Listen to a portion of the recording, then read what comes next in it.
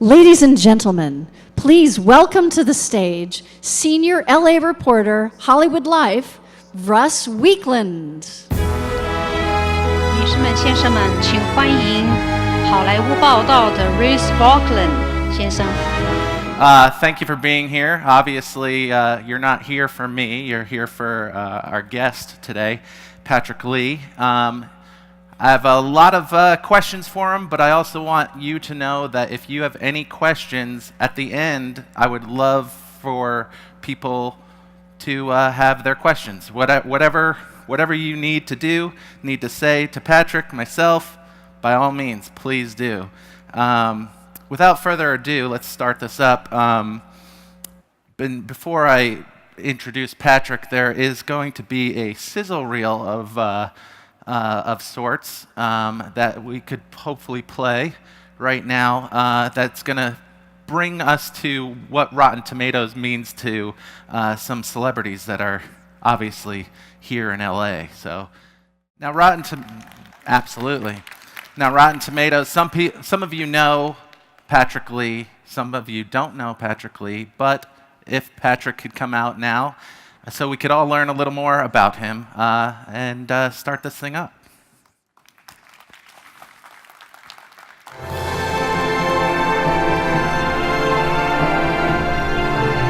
Good to see you. Absolutely.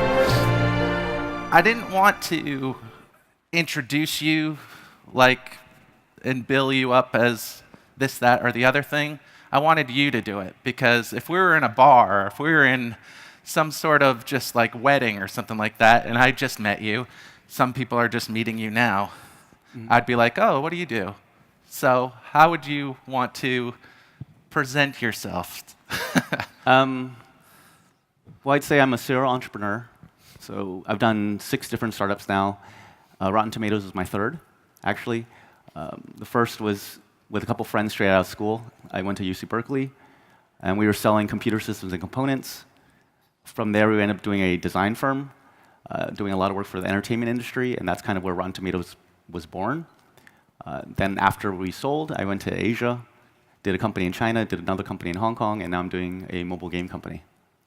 Now, was this always a dream of yours, or did it fall in your lap, or how did that come about?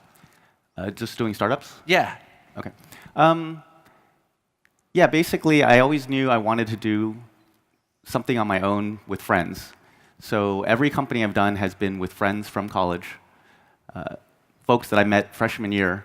The guy who created Rotten Tomatoes, Sen, he was on the same floor as me freshman year, and the guy I did my first and 6th companies with, Lyle, also was on the same floor freshman year. Nice. And the idea I always had was, when people go to high school and they graduate, they go all over the place for college. After college, they graduate, they go all over the place for work. And typically, your work friends aren't as good as your college friends necessarily, who aren't as good as your high school friends. And I just thought, why does that have to happen?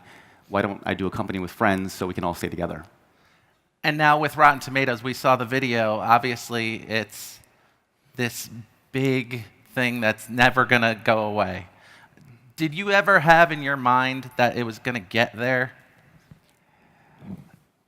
When we started, we always thought, well, we saw stuff right away that kind of gave us hope that, hey, this could be something pretty big. Even within the first year of it launched in August 1998. Almost immediately on Yahoo and Netscape, it was getting cool site of the day, cool site of the week, things like that. There was also Roger Ebert. He wrote an article where he pointed out his favorite movie sites, and he listed Rotten Tomatoes as one of them. And when Pixar released A Bug's Life, the day it released, we saw a spike in traffic, and we're like, where's it coming from? And we realized it's actually coming from Pixar. And essentially, we think someone pointed the Bug's Life page on Rotten Tomatoes to people in Pixar, and they just kept refreshing over and over and over to see what the critics were saying about it. And so this is within the first year of the site launching. And it's 19 years old now, and it's just kind of continued to kind of grow. And I think the biggest thing why a lot of people use it is just because of the trust factor, that it's professional critics and everything making the ratings. And on that note, when Pixar, you see Pixar seeing it, obviously there's Steve Jobs tie to that. And he talked about Rotten Tomatoes, and all these people start talking about what you've done. How does that make you not fall into a place where you're just like, all right, I did it, I'm good, and want to continue doing more entrepreneurial endeavors? Well, for me, I would say it's all I know. Other than some part-time jobs in college, I've always done my own startup. So that's just how I know how to operate. And you always have a bunch of ideas. You're like, oh, let's try this out, let's try that out. As far as kind of accomplishments-wise, I'm realistic. I'm pretty sure I won't do anything bigger than Rotten Tomatoes, but who knows? Hopefully. But yeah, it's just more. It's something that it's what I know. Who fueled your dreams into being an entrepreneur? Was it easy to say it was just family, friend? Like who kind of steered you into being the man that you are today? I think it was just impatience, I guess. when a bunch of us were in school, and in high school, you work really hard to try to get decent grades so you can go to a decent school, and then suddenly you go to college and you can make your own schedule. And at first you're trying to like, oh, I think I can make all these 9 a.m. Classes and stuff, and then pretty soon you realize within a month you're like, no, I'm not making these things. And then you start scheduling like at noon, or you try and group all your classes to like Monday, Wednesday, Friday, or something like that. And once you're kind of on your own, you just like, well, man, I have to do 4 years of this. Seems like a long time. So I actually left after 2 years to do my first startup. Oh, wow. Convinced 3 other friends to leave school as well. And out of the 4 of us, only 2 of us ever graduated. It took me 10 more years to finish the last 2 years' worth. So it took me 12 years to get my undergrad. But yeah, I think a lot of it was just impatience. It was just like, oh, I want to do something now. Like, why wait until we graduate? And I've actually never. I studied cognitive science, and I've never used it for anything. Yeah. And as much as there's talent and skill, I would assume that there's also luck. How did you swim through those waters of having an idea, having all these 6, or plural, more ideas along the way, but how do you just kind of think it works, and with the luck factor as well? Yeah, I mean, luck and timing play a huge role, I would say, with any startup. For us, timing was good and bad. We were early, 19 years. At that point, really the biggest competitor in the movie space was IMDb. And later on, Yahoo became very aggressive with Yahoo movies. So that was one advantage, was there just wasn't that many folks in the space. But pre-2000, there's a lot of money going around in the tech startups. There was a lot of companies going IPO, raising crazy money, and there was a bubble. We raised money in January 2000. The market crashed like 2 months later, big time. And we very quickly, within a year, had to cut down from 25 people from our design firm down to 7. Wow. And when things seemed like they were kind of getting better, there was 9/11, 18 months after the crash. So we had pretty much, for tech, I would say the worst crash ever, and also the worst terrorist attack ever, kind of back to back. So that, in some ways, it helped us because it knocked out a lot of competition. Mm-hmm. We had identified like 100 companies that were competitors or potential competitors within movies and entertainment, reviews, video, stuff like that. And 90% of them were like wiped out immediately within a year of the crash. And the other thing was, but at the same time, I would say it also affected us negatively because pre-2000, valuations and funding and everything was like crazy. And then it was this big dip. And then we sold in 2004, but after Google went public, they were like, the rising tide that floats all boats or whatever, and valuations kind of got crazy again. And even now, they're like, pretty insane. You'll see companies raising 100 million based on an idea. Right. Do you regret selling it at all? Yeah, I would say so.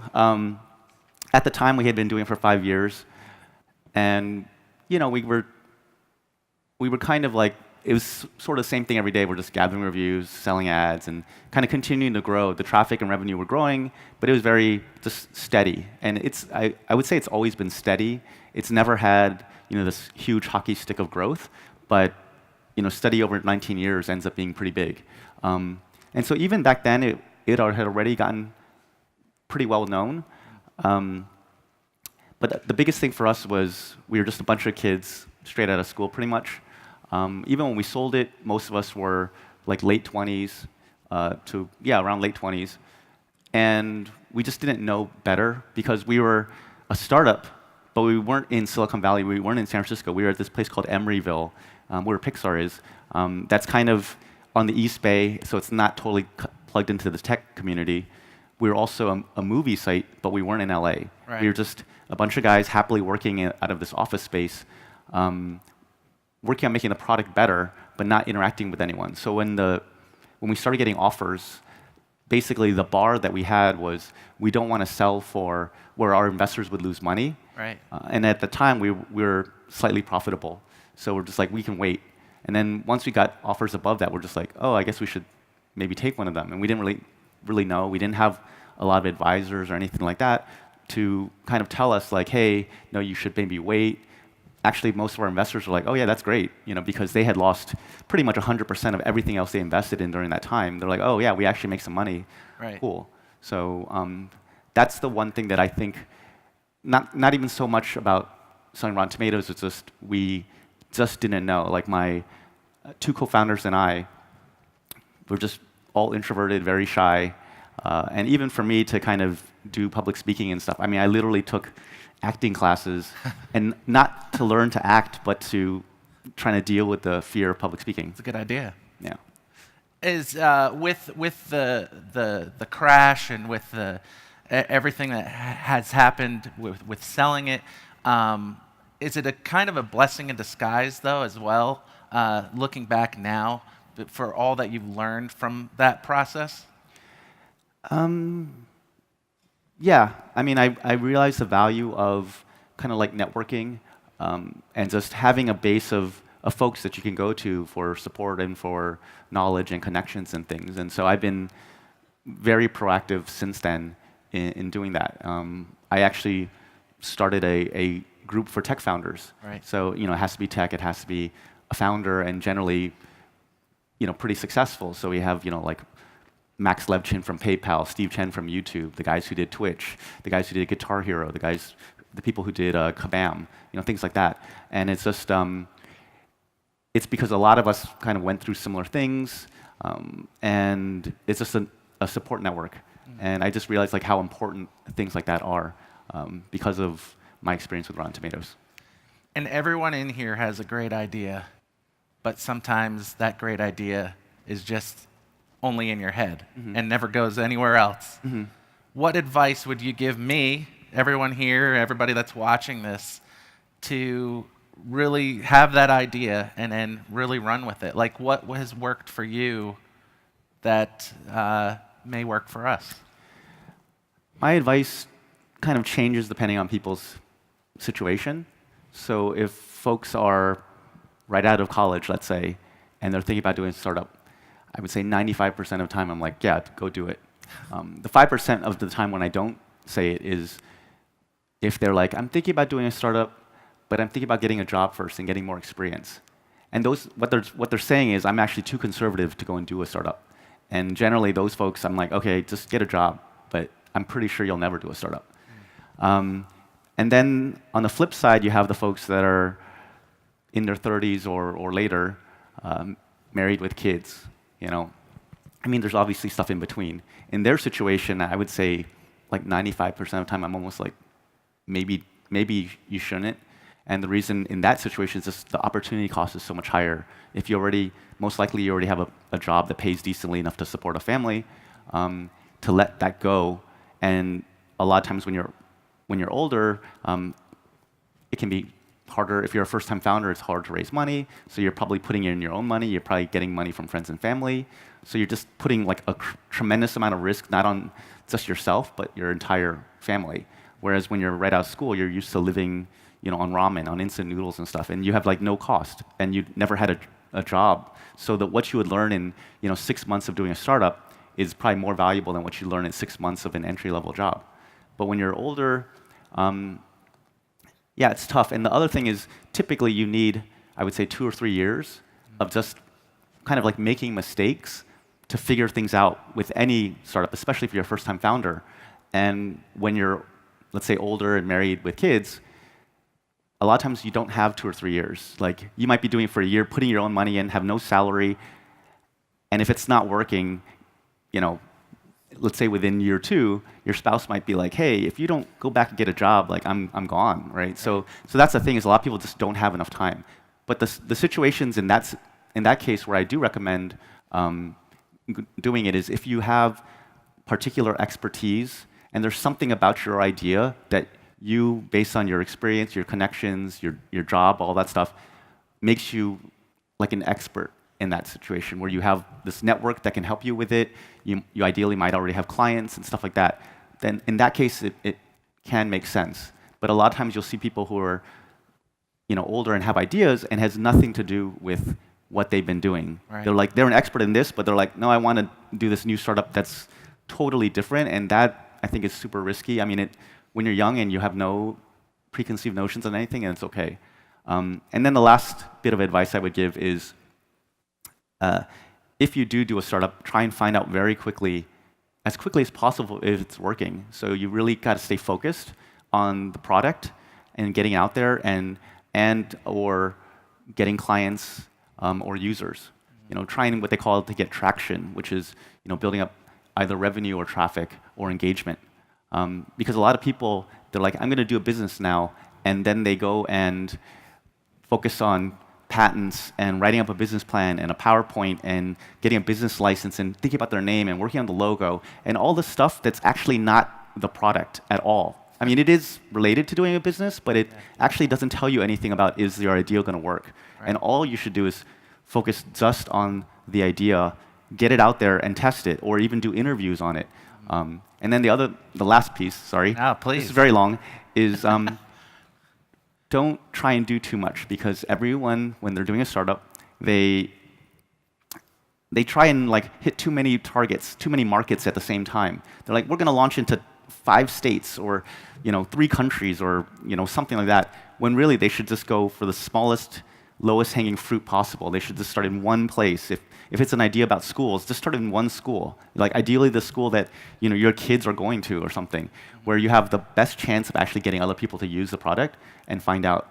Also, people tend to have too many features. They think, oh, I'm making this thing and I need to build like, it has to have videos and photos and texting and this and that, and build this whole thing and try to like feature match Facebook. I've actually gone through the same problem, and I do this a lot myself. But a lot of times, the simpler it is, the better. Rotten Tomatoes is really just movie reviews. But you look at things like Instagram and Snapchat and Twitter, and they basically are features of something else. But by focusing on it, they made huge companies around it. So that's all my stuff. No, all my that's advice. awesome. That's awesome. And you kind of mentioned it, but how important is a name? Because obviously, you have Hobo Labs, you have Rotten Tomatoes. These are clever names, but like, what if it was just like, hey.com or like? I mean, I think a name is important. Yeah. For sure. It's possible if you're kind of figuring things out and it's working, you could potentially rebrand quickly. It's always bad to do it when it's late. One thing we focus on with Rotten Tomatoes, not just growing traffic and revenue, but also we focus a lot around the brand. So we always were very focused around making sure we had trust. We made it so that a studio, even if they bought an ad campaign, could never change a score or something like that. And everything we built, because we were very small. Our team was 7 people. Even when we sold the company, we were only 10 people.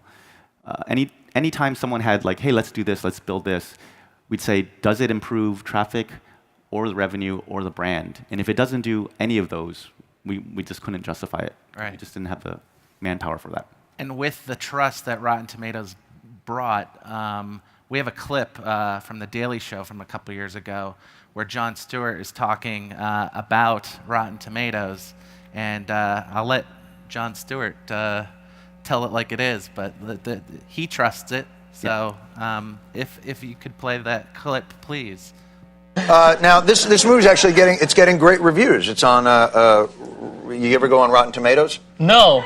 Rotten Tomatoes is like it's like a website that reviews movies before they, I guess before they come out. Or Did we get any? You got very good reviews. You got full tomatoes, which is good. Like not rotten ones. No, if you get a tomato, that means that a certain percentage of people say it's good. I think it's over like 70% say it's good. And if not, you get, I'm not even sure why they do this, an asterisk, which makes no sense in terms of a tomato.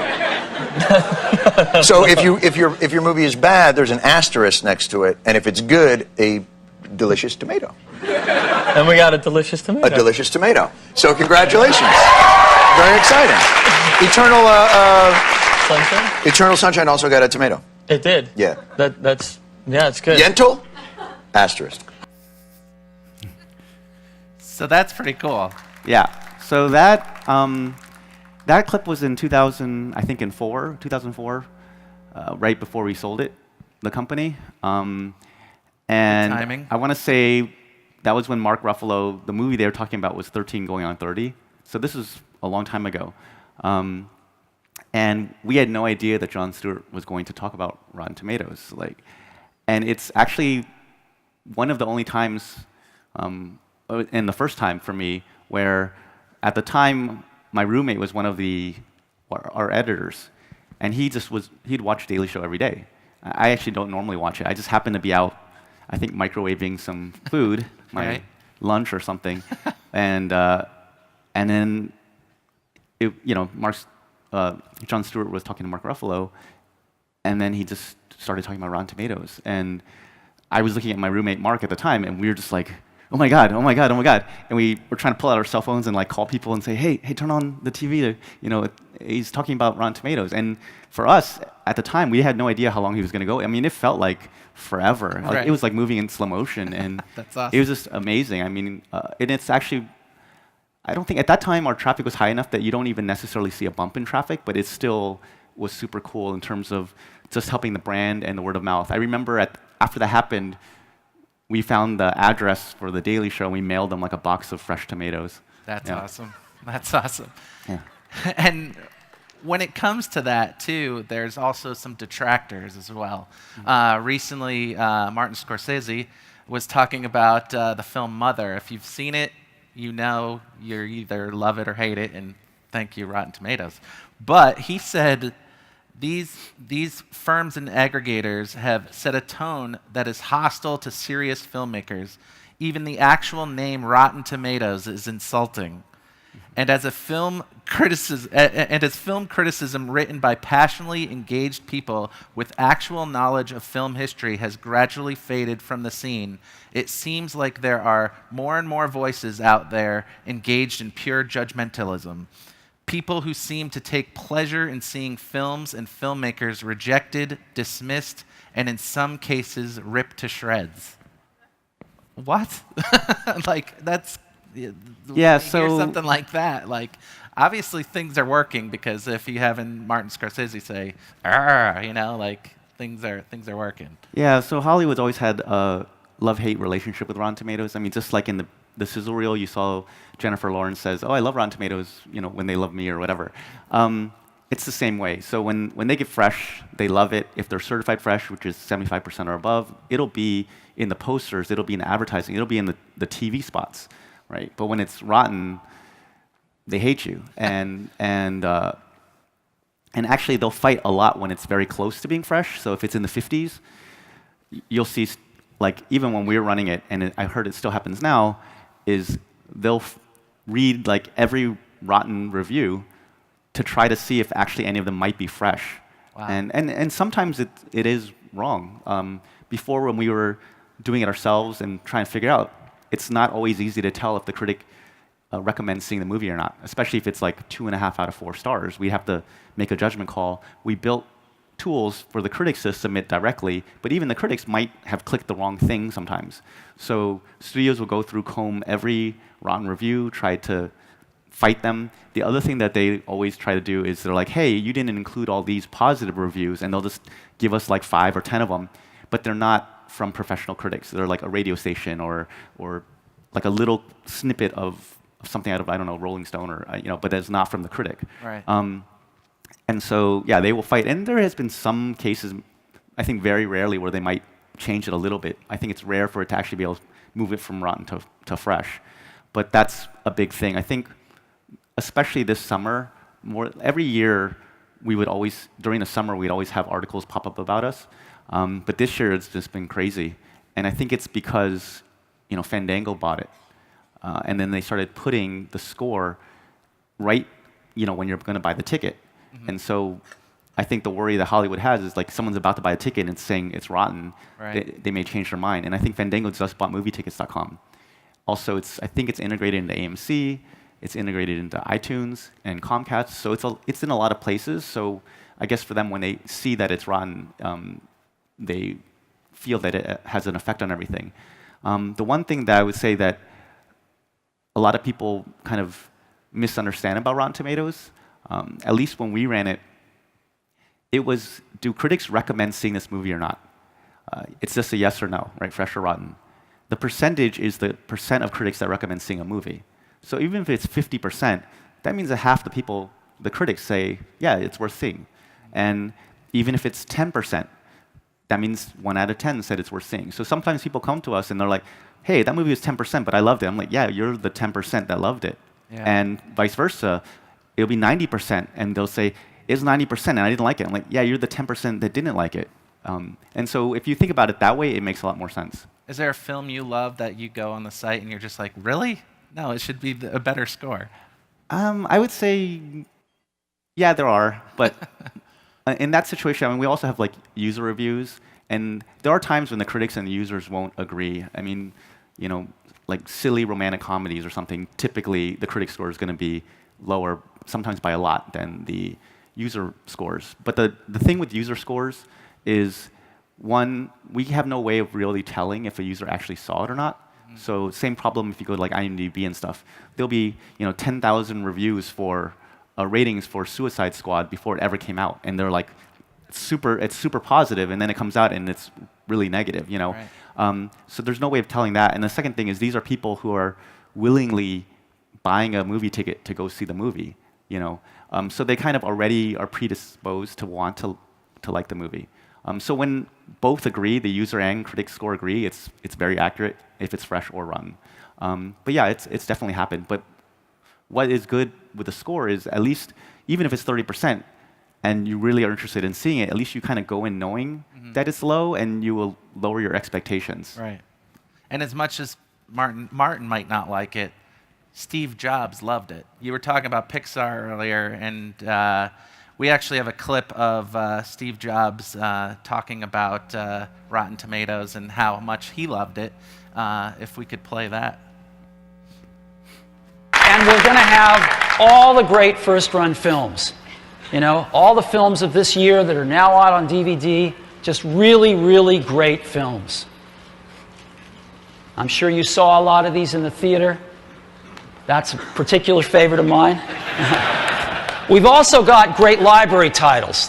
Hunt for Red October, The Matrix, Jerry Maguire, Austin Powers, lots of library titles, and all of the great new titles this last year. Here's a great example I wanted to highlight. This film, I didn't happen to see this film, I'm sure most of us didn't, but this film got a 95% on the tomato meter at Rotten Tomatoes, which is the best review site out there. And now we have a chance to see these kinds of films and have them brought into our consciousness that we might not normally have had the opportunity to see. And all the great films of the year on iTunes movie rentals. That's pretty crazy. Yeah, so from what I've heard from other folks, I've never met Steve myself, it was his favorite website. He's actually talked about Rotten Tomatoes in 3 separate keynotes over the years, so that's amazing. And I want to say it's because he also co-founded Pixar, and pretty much every Pixar movie has been very, very fresh, except for I think Cars 2 was maybe the only rotten one. Understandable. Yeah, and they were winning awards, things like that. Especially when you look back at something like Toy Story. I think Toy Story was 100% because when it came out, it was so groundbreaking that there wasn't a critic out there that's not going to say, hey, like, oh, you shouldn't see this movie. Everyone's going to be like, yeah, you should definitely check this movie out. And so I think because of that, since the beginning, so many movies from Pixar tend to score very high because most people will recommend it. That I believe that's why he liked it. Yeah. Hey, nothing wrong with that praise. Yeah. There's obviously we've been talking about your successful past, but we all want a successful future as well. You're working on other things, Hobo Labs among other things. How are you moving forward now with Hobo Labs and with everything else that you're working on? Right. So for me, out of the 6 companies, 4 have been kind of tied somewhat to entertainment. The design firm we did a lot of work for the entertainment industry. Disney Channel, Warner Brothers, Artisan. We did the ABC. We did the online flash game for Who Wants to Be a Millionaire.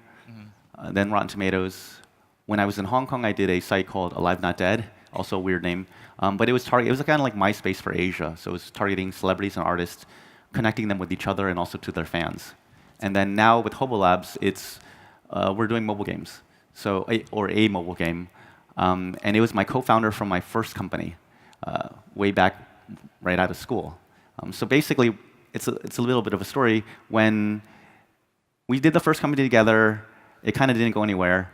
And so we split up. I did a design firm. He did a company with his brother called Gamers.com. So it was this guy, Lyle Fong, and his brother, Dennis Fong, was actually the first professional gamer. Wow. He used his handle was Thresh. And he was like the best Doom and Quake player in the world. So they ended up raising, I think, like 20 million to do Gamers.com. And then the market crashed in 2000. So it went under. We went from 25 to 7. They went from 130 or something like that to folding the company because they were burning $1 million a month at that point.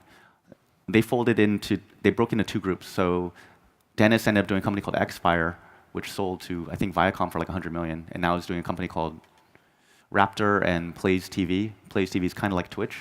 And then Lyle ended up doing a company called Lithium Technologies, which is enterprise. Ended up raising 200 million or so for it. And did it the entire time when I did Rotten Tomatoes and went to Asia and came back. When we came back, he was kind of getting bored of it. He'd been doing it for over 12 years or so. And we were just hanging out, and he was thinking about doing something new, another enterprise company. And I said to him, look, after Lithium, you never need to work again. Why don't you just retire and take a break? And if you still want to do something, don't do another enterprise company. It's just be for money. You don't need money. Why not do either something for fun? And I specifically said, like, make a band or make a movie, make a game, write a book, or do something crazy like SpaceX. Just totally different. And 2 weeks later, we're at his house, and having dinner and drinking and everything. And he just gets up and he says, "I know, let's make a game." And he just kind of like pitched everyone at the dinner, and that's actually kind of our team that we started with. We said, okay. So we didn't really think it through very well. But yeah, we're doing mobile games. We're making a synchronous multiplayer game. So it's a game that you can play with other people at the same time. It's kind of like cutesy 2D graphics. And it's a RPG, a role-playing game, where you can fight against monsters, but you can fight against other players. And the music, we're actually, George Shaw over there is handling our music and helping us with sound as well. So Awesome. Thanks, George. Well done. Yeah. And so it's called Storm the Gates, and we should be releasing it in January. Now, obviously, you're very excited for all this. I find that some people would want to do it for like the celebrity and the money angle of things. Obviously, that's wrong. Mm-hmm. But why would you think? How could that possibly help if you had celebrity ties to it, for something out of the gate? You mean for a product? Like for a product, like if you were like a big celebrity, like. Yeah, I mean, it's definitely helped. One of the best examples is like the Kim Kardashian game, mobile game. They had actually launched, the company had actually launched a game with basically the exact same game mechanics before, and it didn't really go anywhere. But once they put her name on it, and she just has such a huge social media following, then it was making, it was a huge game. It was making like 200 million a year. And it's happened a couple other places, Jessica Alba with Honest, stuff like that, where their brand is strong enough and it makes sense and it helps grow it. But there are other companies where their platforms, like Snapchat and Twitter and YouTube and Facebook and Instagram, where they were able to grow big enough that they still managed to attract celebrities, a lot of celebrities, without having to do it right in the beginning. And so, obviously, for consumer, if you can build a platform, those tend to be the biggest kind of companies. Is there something you wish you invented out of like the Facebooks and Instagrams of the world? I wish I invented. I mean,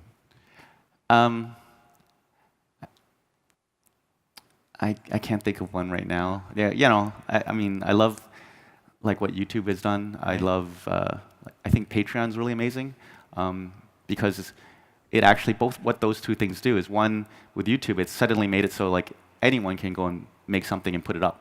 And then when you have something like Patreon, which is where people can kind of donate money to creators, suddenly you're able to have folks who suddenly can get distribution and they can actually get some funding if they're actually making cool stuff. And so I really like what those companies have done.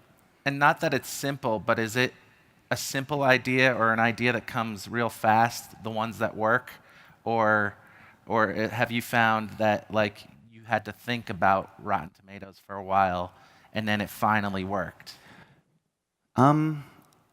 With consumer, a lot of times it's almost like lightning strikes. You just put it out and some hit, some don't. And yeah, you can make some changes, or go with whatever the users kind of dictate. For Rotten Tomatoes, we were doing a design firm. It was my co-founder and I, Steven, who was our CTO, and myself. And then Sen, who created Rotten Tomatoes, was our creative director. And he just came up with, he was a big movie buff. And the idea for him was, you open up a newspaper, you see this full-page ad for a movie. It looks like a movie poster with a bunch of quotes on it. I mean, I think they still do that now. Except all those quotes are always good. It doesn't matter if the movie is good or not. So if the movie is good, it's like those quotes will be from like Roger Ebert. But if the movie's bad, those quotes will be from like radio station DJ, or sometimes even in some rare cases made up. So his idea was like, what if I do the same thing but put all quotes, good and bad? And he just launched it. The first movie was Rush Hour that he launched it with because he was a huge Jackie Chan fan, and that was like Jackie Chan's or was it Rumble? No, Rush Hour, yeah. Because he wanted to know what everyone was going to say about it. And back then, not all reviews were even online, so he actually had to go to the library to look at the magazines and newspapers and pick out a quote and write it down, and it didn't link anywhere. Not all the links went somewhere. So that's just one example, and it got noticed almost immediately. I mean, it slowly kept growing. But you have something, YouTube actually originally started off as Hot or Not for video. So it was going to be like a dating thing. And they said, oh, yeah, we can make this online video dating thing. And they put it out, and then they just realized, hey, people are just uploading random stuff. And it just quickly switched to what YouTube is now. Even Twitter, originally they were doing a company called, I think it's Odeo, doing podcasts. And that wasn't kind of going anywhere. So they said, hey, let's have a weekend where they brainstorm some ideas. And then Twitter came out of it, and it became big. So a lot of this is, yeah, I mean, it's kind of lightning strikes. And especially with consumer, it's rare for someone to be able to even do a second consumer hit because it's lightning striking twice is pretty hard. Do you ever want to retire, or do you want to do this forever? I mean, I would love to retire. I'm tired. I've been doing 6 companies. Again, I never did this for money. 2/3 of the time, I never even took salary. When the market crashed and we had to go to 7 people, everyone had to take at least a 30% pay cut, even at 7, and 2 of us went to 0. So I was actually sleeping under my desk for half a year to make it work, because we were basically trying to run with 7 people at the cost of 3 or 4 people or whatever, because we knew at 7, we can still run it like a company. If we went down to 3 or 2 people, it would just be, kind of like this fan site or something. We didn't think it would be able to actually grow it properly.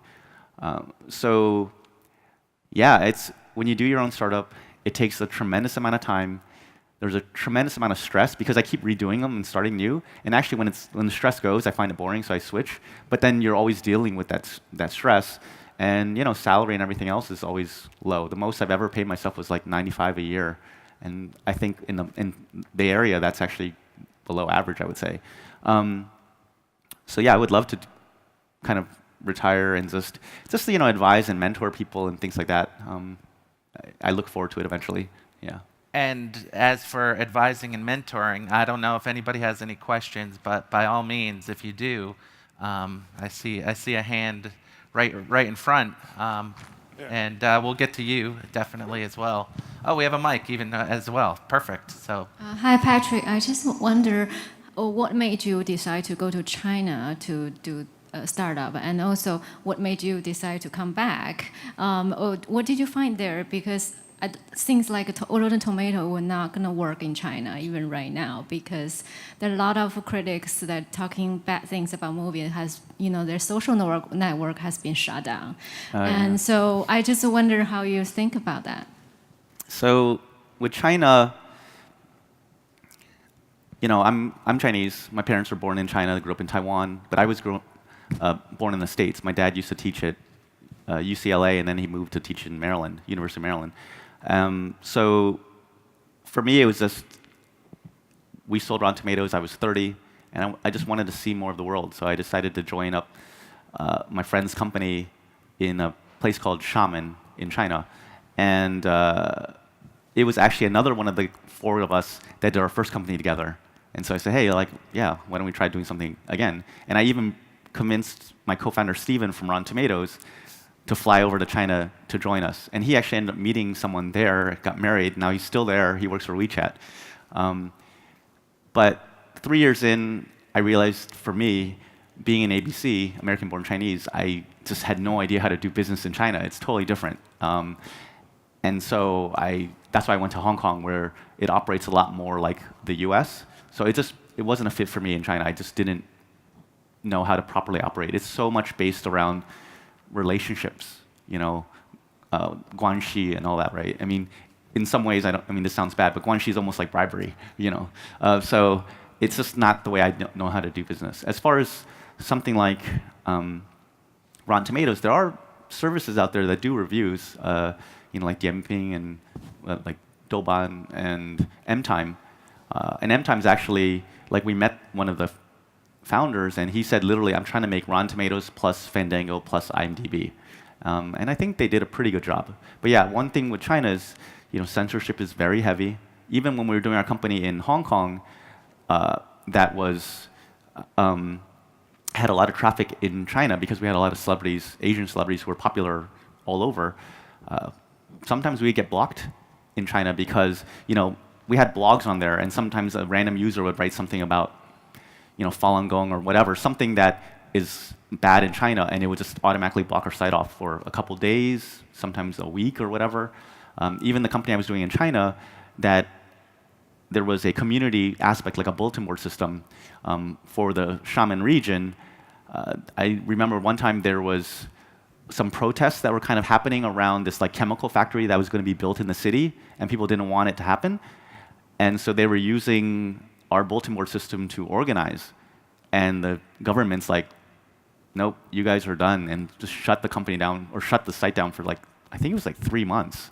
And we had to tell people oh, yeah, we're upgrading our servers and things like that. And even literally, I think, this is what I've heard, is the day that they were doing the protest, the government, they shut off mobile service and stuff, so it made it really hard to coordinate or something like that. I don't know. But yeah, it's still quite different there. But at the same time, if you are doing business in China, especially if you're local or what they call a turtle, you went out somewhere else for education or work and then came back, those people are really good for doing startups in China because they kind of see both sides.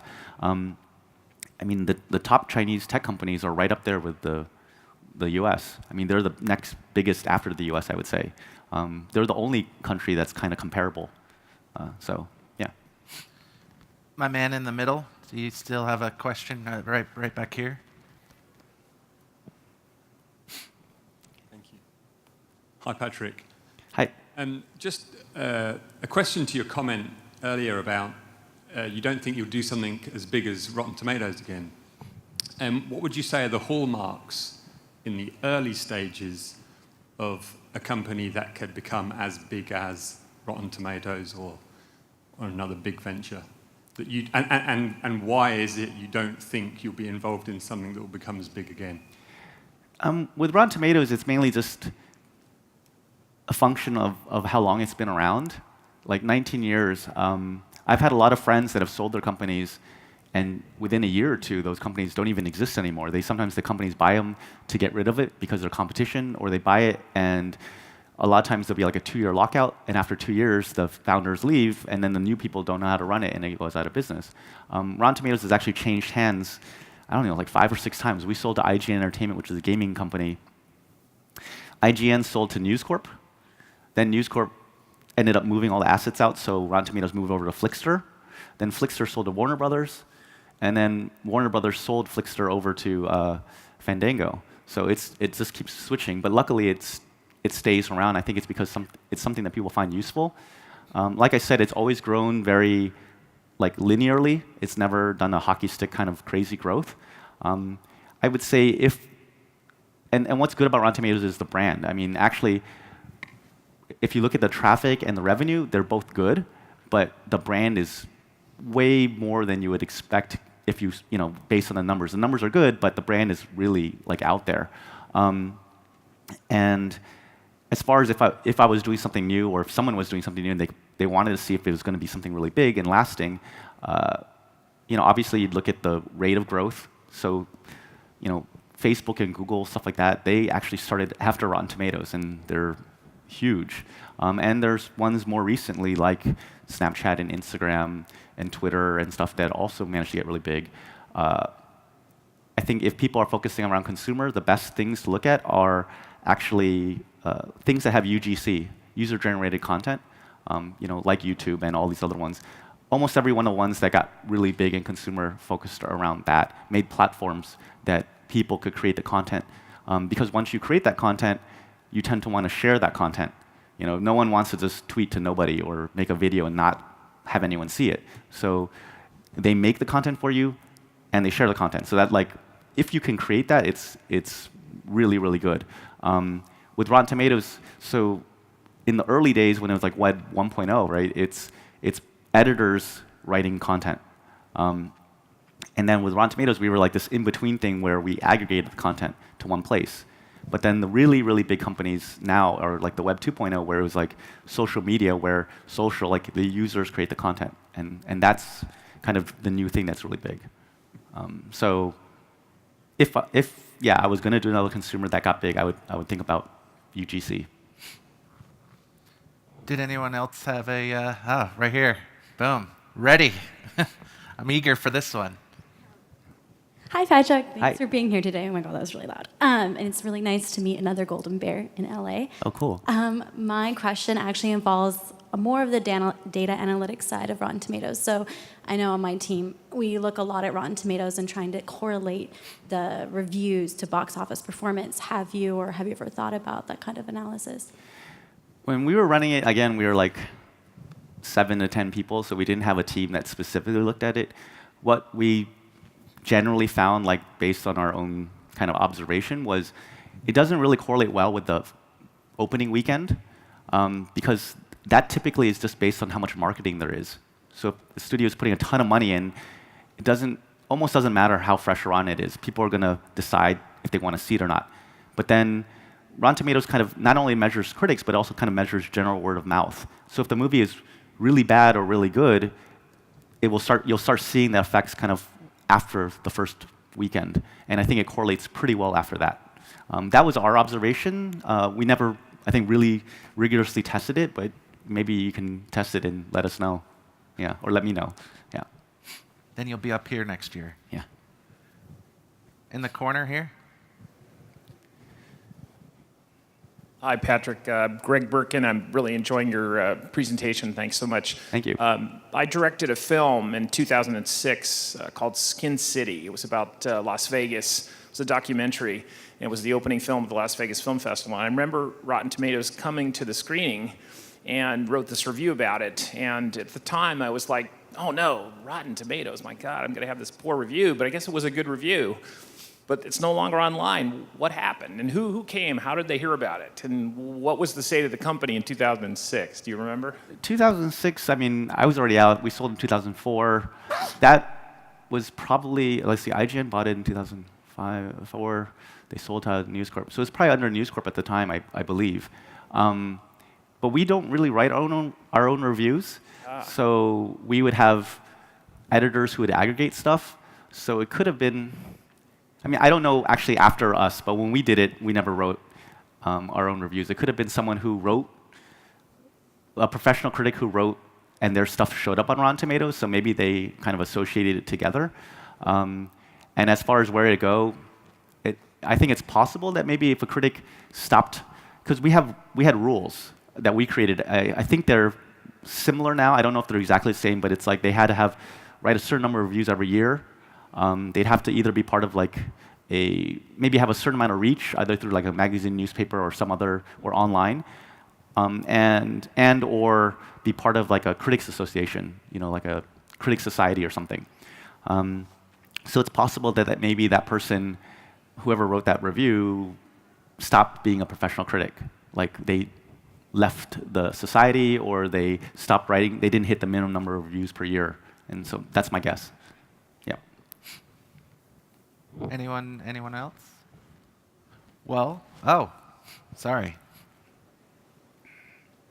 Hi, I just caught the tail end of this talk, but it's really interesting because I was just in the back talking about pitching a platform that my company's developing, and we pitch it as it's like Rotten Tomatoes meets the Blacklist for unproduced screenplays. It's a way to aggregate and kind of create a weighted average score for screenplays based on how they've performed in different competitions and talent discovery platforms. And one thing that we've been working on a lot lately is tweaking the formula, the algorithm for calculating that aggregate score.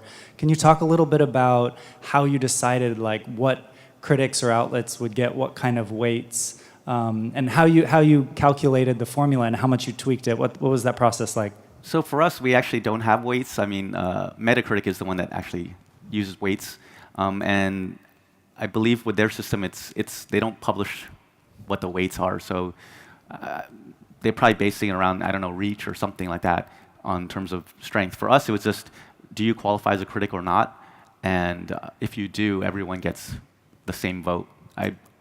When we did it, I think it's still here. It's like we had a cream of the crop, which are like the most well-known critics, and they would have a separate tomato meter, but they also had the normal tomato meter, part of the normal tomato meter, and that's the one that everyone always shares everywhere. But for us, everyone had one vote, but it was more about were you professional or not, and we were looking more about getting, 200-something critics to review a, wide release movie, and with Metacritic, I'm not sure. I think it's maybe like 30 to 50 or something, but they're weighted, yeah.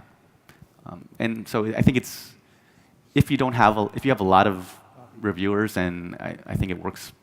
It's simpler to just not have weights, and it's also clearer for the user not to have a kind of like this black box system. Yeah. Before you sold your company, did you have a situation where the studios had said, well, we're not going to try and fight you anymore, we're going to start cozying up with you and make sure you guys come to the premieres and, have nice fruit baskets, stuff like that, where at some point, I think those studios, they just feel that they could just, buy out the online critics by co-opting them in a sense, and then people would not think of them as quote unquote so fearful of the reviews because they think they're in the system. Did you ever get that situation where you had to keep a separate line from the studios, or in that regard? So for us, yeah, the editorial team was separate from the sales team, obviously, and yeah, they couldn't affect the score. They never brought us to premieres. I mean, we were all the way up in the Bay Area, so even if they invited us to one, it's like, unless it was really important, we're not going to fly down just to go to some premiere. So that was an issue for us. I think it's something that they have done in the past with critics, where they try to wine and dine them to get them to get a good score. But these are professional critics. If they get caught doing that, I think pretty much everyone's going to just kick them out, or it's going to get known. What the studios have tried to do to kind of cheat the score a little bit is they will not release the film to critics until they won't release it early. They'll just say critics have to go and see it at the same time as everyone else and pay for their own ticket and everything. And so that way, when opening day, there might not be a score, or there might not be a score until halfway through the day, because the critics have to see it, put the review out, and then Rotten Tomatoes can start aggregating. And so pretty much, if a studio is doing that, it's got to be 98% of the time it's super rotten. I mean, it's probably a sub 30% movie, and they know it. And so I think they did that with the Emoji movie or something like that. Absolutely. Yeah, but anytime, that's kind of their one way that they sort of cheat it. Yeah, and I think they sometimes still try to do the whole wine and dine thing, but that's something that happens between the studios and the critics. Yeah, I don't critique movies that often. I'm usually on the red carpet interviewing and such, but I have critiqued some movies, and my name is on a couple backs of DVDs and such. Like he was saying, there will be times that people will come up to studios will come up to you and be like, "Oh, here's this," and you have to be like, "No, I can't. I didn't like your movie." But so there's definitely situations like that, and there's definitely times when we don't get shown the movie at all, because like you said, they're real bad. So it's interesting. So some of the stuff has been pretty cool, but I haven't been able to take it. So one more question, if anyone has it. And if not, we got save the best for the last. Let's do it. It's a really simple question. How did you come up, or your team come up with Rotten Tomatoes? And in the process, were there some other names in consideration before you locked it down? Sen was the one who came up with the idea the name for Rotten Tomatoes. I think he was looking at other options, but they weren't available.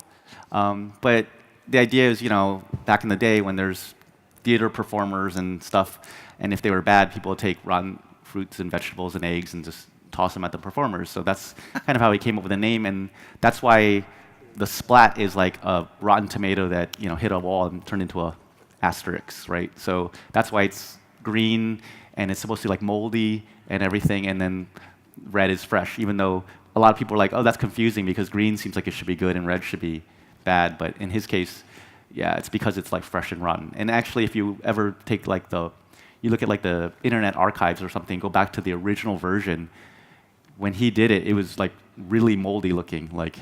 And it was a very different look. Even the logo was different. Yeah. That's cool. Well, thank you, Patrick. I really appreciate this time. Thank all of you.